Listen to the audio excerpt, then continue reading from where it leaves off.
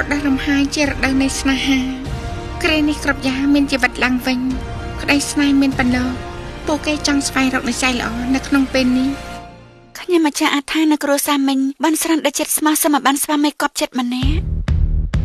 យើងមានរូបរាងស្អាតសង្ហាកម្ពស់មិនក្រោម7ហាត់មិនសូវរាប់អានអ្នកដទៃត្រូវជារបស់ខ្ញុំណាអាឋានគឺជារបស់ខ្ញុំណាក៏ទៅដើមមិនបានដែរមិនដេញបផាពីគ្រប់ទិសទីកាត់ផ្ដាច់សរសៃពួកគេ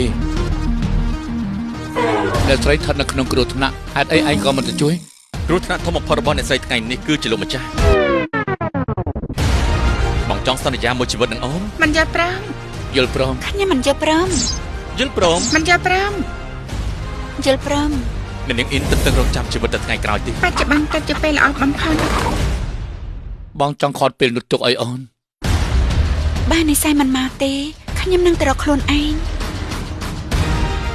ចំពោះមុខជាមនុស្សដែលឯងចង់រួមរស់ជាមួយដែរទេ